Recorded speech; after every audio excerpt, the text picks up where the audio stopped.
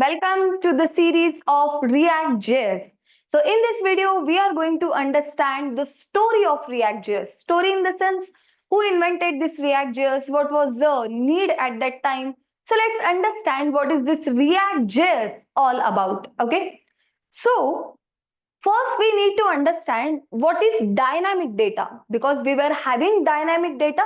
That's why React.js came into the picture, guys. Okay. So whenever we are designing the front end, we need HTML, CSS, JavaScript, and we can design the complete front end properly just by using HTML, CSS, JavaScript. Then why React.js is required? Because we were having a huge dynamic data, guys. Today, if you'd have seen your Facebook, your Instagram, we have a huge amount of data on Facebook and it is not static. For example, if you open the Instagram, if you scroll and number of different images, videos you can see in your mobile phone or on in your computers, guys. So that is what we call it as a dynamic data. Static data means, let's say you have displayed one heading over here. Now it is static. Is it changing after 1 minute, 2 minutes? Is it changing? No. So this is called as static data, guys.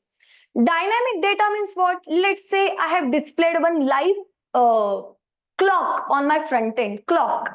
So first it will display 1 second, 2, 3, 4 second, 5 second, then minutes it will update, then hours it will update. So that is what we call it as a dynamic data. You no need to refresh to check the updated time. Automatically it will update, guys. So we have a different applications today which are handling such a huge dynamic data. So different social media feeds we have like Instagram, Facebook. New posts appear instantly. As soon as you will open the Instagram, and number of posts will be visible to us. Is it static? Second time you open, again different post you will be having on your Instagram, guys. Is that static data? No, that is what we call it as a dynamic data. Next, stock market website. That is the best example of dynamic data. If you have used the Grow application, after every single second, every single minute, some updates are visible to us. The real-time amount, the real-time stock is visible to you, and that is what we call it as a dynamic data. Leave about that, your chat applications, guys. You would have sent the different messages, right? As soon as you click on send button, that chat appear there. Whatever the messages you are receiving, real-time messages will be visible to you. Okay, so that is what we call it as a dynamic data. Weather apps, real-time weather condition you will be getting on your front end. That is what we call it as dynamic data, which is not static, fixed.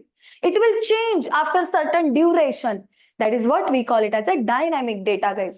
So Facebook also, they were having a huge amount of dynamic data at that time.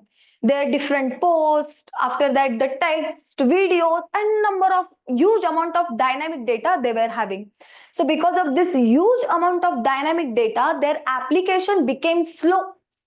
So now why their application became slow because of huge amount of dynamic data? Let's understand over here. We will consider one simple scenario. Let's say we have an application which has been designed without React.js. So at that time, what was happening? Let's imagine this is the post, guys, your Facebook or Instagram post, in which you will be having the photo, below that like option, then comments and share option, correct? So let's imagine user has added one new comment. So browser reloads the entire page. See, you have added just one small comment, guys. Still browser will load the entire page. Everything is re-rendered. Everything means your post, your like, your comment, the whole UI will be reloaded and you will be getting the slow performance. Live, I will show you what is the meaning of this. Let's say this is the Instagram post I have opened over here. Okay. Okay, now look here, everyone. This is the post. Okay, this is your like, comment button, and here your comments will appear. Okay, as soon as I will click on this like button, I hope the like button is visible. Okay, I'll just come over here.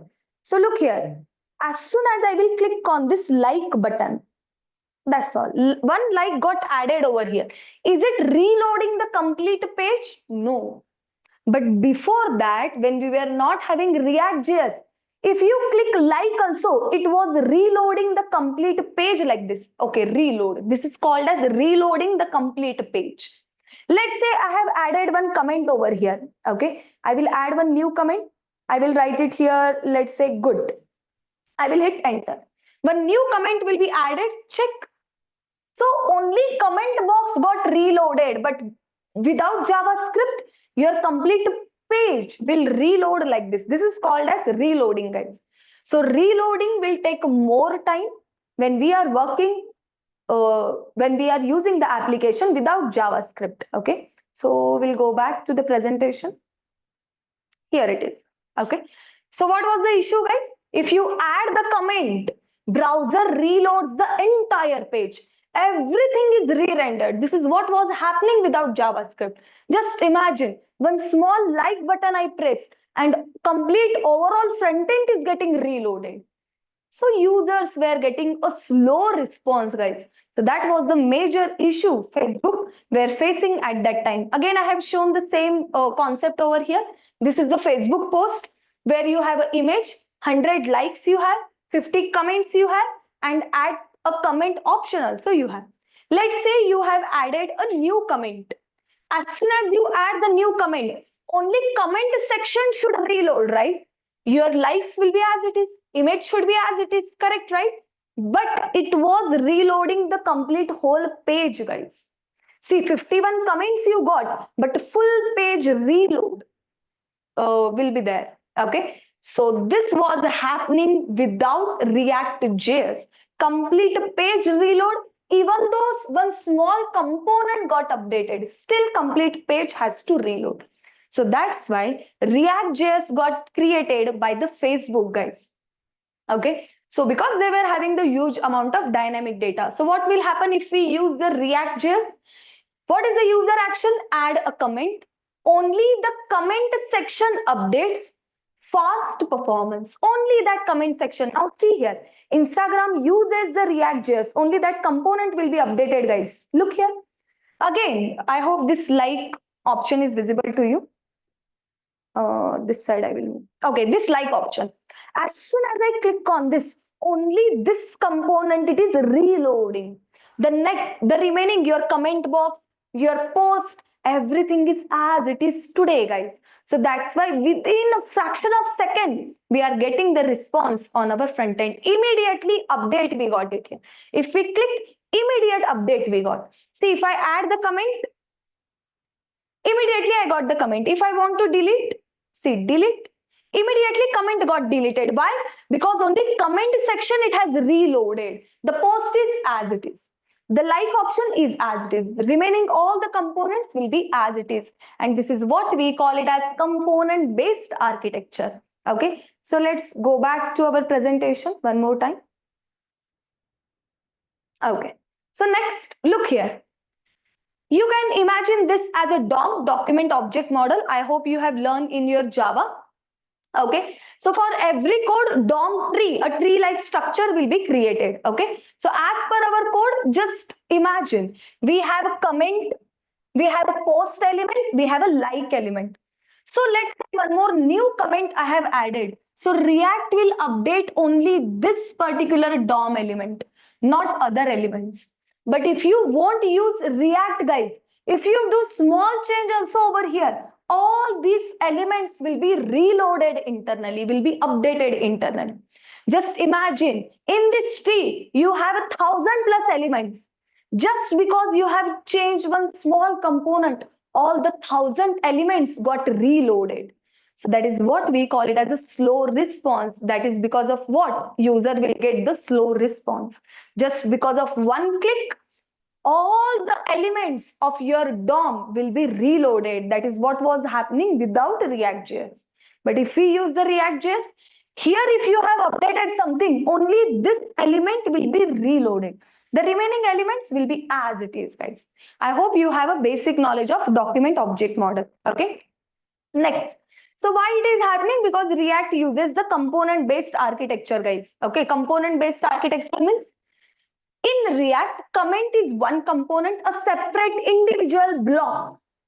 Live is separate individual component. Post is a separate individual component. So your user interface, we have divided into small components, guys. Header is another component, footer is one component, a side section component, main block component. So our complete front end we will divide into small components. This is what we call it as component based architecture. So comment component is getting updated, so only this component will be reloaded in the DOM, other components will be as it is. So what is component? In the interviews, if they are asking you what is component, component in React is a reusable piece of our user interface. What are the features of component? We can reuse it, it is independent, and dynamic updates. Only the changed component gets updated. Only the changed component gets updated, not the whole page. So dynamic updates means whichever the component got changed, means in this case, see, this component got changed, only this will be updated, the rest all components will be as it is. So I know you might be having some doubts. What is this reusable? What is this independent? What is the meaning of actual dynamic updates? Guys, you have not created your own components yet. We are just discussing the theory. So when you will create your own components, you will get 100% clarity about all these points. Okay, so don't lose hope. Please be in the video, watch the next videos as well, where you will learn your actual components. Okay, so now next, here I have shown one simple example. Okay, so this is the website. Without React.js, this whole website is your one component. But with React.js, you can consider this as one component. This is another component, and all these cards are the separate components you can create. Now let's say I will change this heading. Then what will happen? Only this component will be reloaded in the document object model. Remaining all components will be as it is on your front end, guys. So this is how your component-based architecture will help you to give the fast response to the user without any delay. So what is the conclusion? Let's read the conclusion. Why Facebook created reusable components? Facebook needed a faster way to update UI dynamically. Instead of reloading the whole page, only specific components should update. This led to the component-based architecture in React.